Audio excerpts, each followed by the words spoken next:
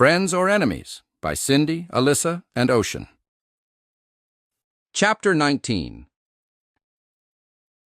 Captain Flint was checking things over when she stepped into a storage room and... What the heck? Ha, ha, ha, ha, ha! You think you can go up against us Star Wars folks? Stupid! Grogu peered out from inside a large box on a shelf he should not have been able to reach. The freakish baby was about 50 human years old. He could climb like a squirrel, and yet he still slept in a bassinet, which only tiny infants use. The inconsistencies on him really piled up. Nevertheless, he had managed to dump a huge quantity of multi-gel on the floor and had rendered it useless. Multi-gel was the vortex currency. It was a gel that came in various sized containers from 1 unit to canisters of the stuff. Grogu got into the supply, opened up the containers, dumped the gel all over the floor, and had a party smearing it all over. He looked at Captain Flint with a smug expression. The captain was not impressed. Oh, for goodness sake, Grogu. That's it. You and your companions are out of here, today. Grogu, still grinning smugly, crawled out of the box and jumped down to the floor. His Jedi clothing was a mess with the gel he had dumped and then stomped out of the pods to make the mess. Captain Flint scowled at him. Do you have any real idea what you've just done? Multi-gel is not laundry or bath products. Even if it was not yours to mess with. I know that, Miss Flint. That's why I'm the genius. I single-handedly paralyzed your operation. You can't send anyone out on missions. You can't buy more overdrive batteries. You need multi-gel for everything here. Without it, you can't even get the most basic supplies for living. That means you can't do anything to us because you need more multi-gel for weapons or tools or basic survival. Grogu, you are coming with me. Captain Flint moved as carefully as she could through the pool of multi-gel, grabbed Grogu by both arms, and marched him out of the area. Both of them leaving messy multi-gel tracks wherever they went. They ran into Ocean, who after one glance did not have to ask who was at fault for the messy shoes and clothing. Ocean, there's going to be a meeting in the main assembly room in half an hour. I'd appreciate it if you'd let the others know. I've got to bathe this brat and get him into some clean clothes. Baby clothes? On this ship? Cynthia had made some clothes for her daughter before. She trailed off, noting Ocean's sudden sad expression. Ocean nodded at her. The somber moment was broken by Grogu. No, I am not wearing girls' clothes. Okay then, you'll just go bare naked. That's not funny, Ocean. That's Captain Ocean to you, and I think Captain Cindy would find this hilarious. And what's really not funny is this evil-minded brat's attempt to cripple our odds of survival by destroying a supply of multi-gel. That's what this mess is. Ocean, this menace, got into one of the storage rooms, dumped out a whole supply of multi-gel, tromped on it to pop the pods, and got gel all over the place, so it cannot be used as currency or to run machinery or anything else. Ooh, you little... Just you wait, Grogu. Just you wait. Well, how was I to know that goop was important? I just wanted to have a little fun. You're not being fair. Oh, please. The log will show otherwise. You knew exactly what you were doing and why. So cut the crap, Grogu. Ocean, we'll meet in about 25 minutes in the assembly area. Okie dokie artichoke. Captain Flint watched Ocean stride away with a wide grin. She made no reactions to Grogu's whining as she moved with him toward a bathroom to clean him up. Ocean met Pippi and Leslie first, and they both had some ideas for the meeting. They talked briefly, then Leslie and Pippi went on their way. Eventually, everyone was caught up, and they assembled for the meeting.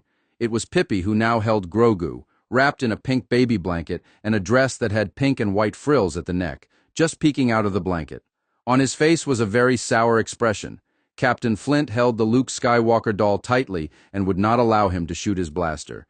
He also looked put out. Oh, what a beautiful little dress and blanket for such a pretty little...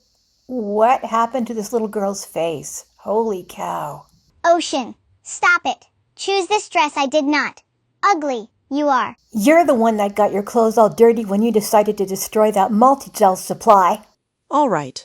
I called this meeting because something needs to be done about these Star Wars people, and the problem needs to be resolved today. We have some logs to go through, and I'm sure some of you have a few things to say.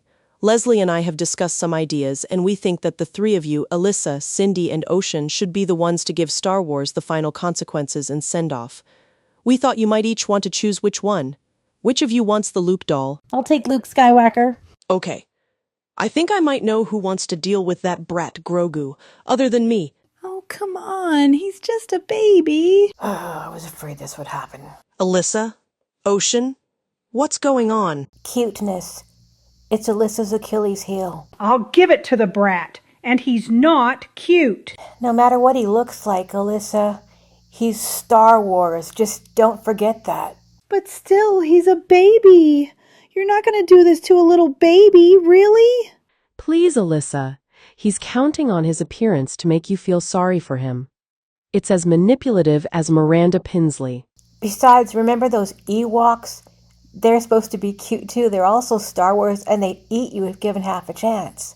And if you heard how Grogu tried to lecture both me and Vader about getting along, you probably wouldn't find him so cute after that.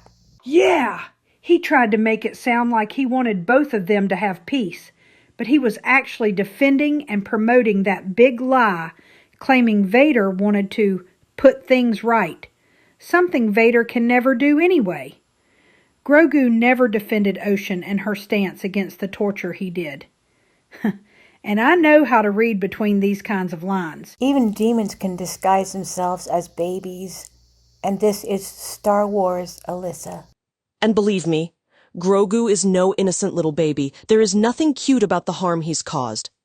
Grogu has already ruined a supply of multi-gel. He knows its value to our system here and how badly off we'd be without it. Oh. Alyssa was clearly conflicted. Her friends looked at her in concern.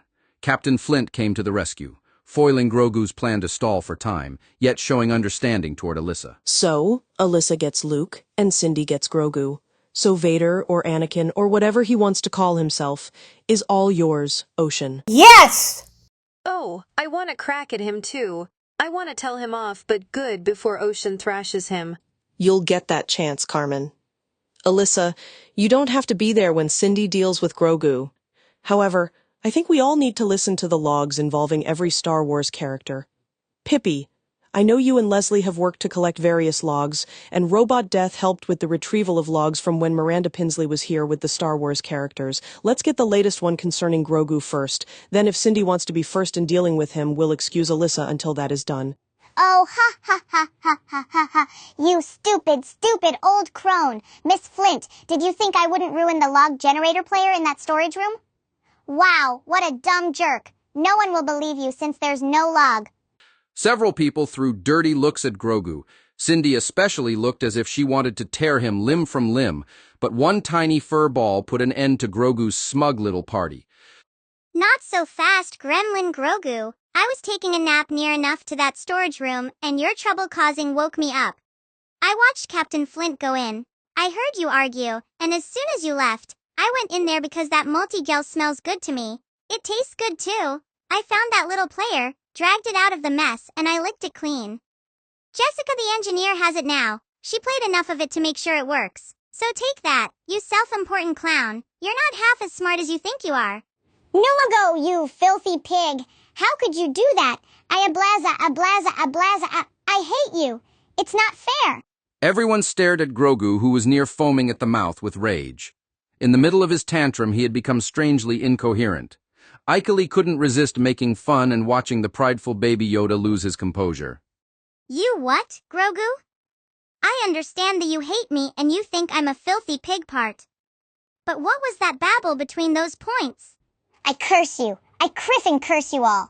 Elizabeth, the other Furby, sitting in Cindy's lap, watched Alyssa's expression turn from conflicted to aghast, and finally disgust. Elizabeth winked at Caillou, who smiled back hopefully.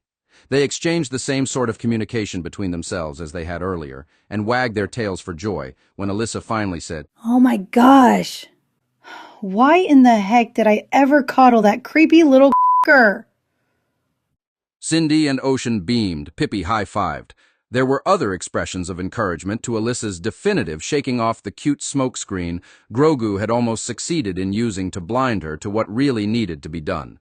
Grogu glared. Captain Flint looked at Alyssa. Does that mean you're okay to stay through this with us after all? Yes. Great. I know this was hard on you. Grogu intended it to be. So how about you go first? Treat this Luke doll how you see fit. That will be my pleasure. No! Captain Flint handed Luke over to Alyssa, who soon had him in a vice grip. She glared at him for a long moment, as if silently allowing all her hurt and resentment from Miranda Pinsley's abuse over 2 decades' worth to finally come out directly at him. In the past year that Miranda was in her life, that Luke doll was no small part of the abusive behavior. Miranda made it clear she valued Star Wars and that doll far above Alyssa or any other flesh-and-blood human being. Now Alyssa was letting it out. She hit him hard against a spent overdrive battery that was within her reach. Luke was in for a very rough time. Luke Skywalker, you suck! Alyssa threw Luke Skywalker hard. He landed near enough to Tina, who picked him up and threw him back. Alyssa picked him up and sent him sailing again. This time, Jessica Marley picked him up and tossed him. She threw him in Carmen's direction. From Carmen to Cindy. To Queen Lillian. To Captain Flint. To Jessica the engineer. Back to Alyssa. To Ocean.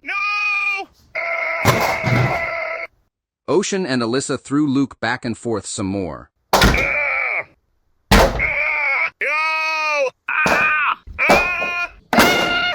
Ouch! Ow! Ow! Ow! Ow! Ow! Ouch! Ow! Ow! Ouch! Ouch! Ouch! Ow! Ow! Ow! Ow! Ow! Ow! Ow! Ow! Ow! Ow! Ouch! Ouch! Ow! Ow! Ow! Ow! Ow! Ouch! Ow! Ow! Ow! Ow! Ow! The last throw had Luke Skywalker producing an extra sound just at the end of his yell. The only thing the fictional force could ever produce. A stinky fart. Ew, what stinks? Luke, did you just fart? Gross.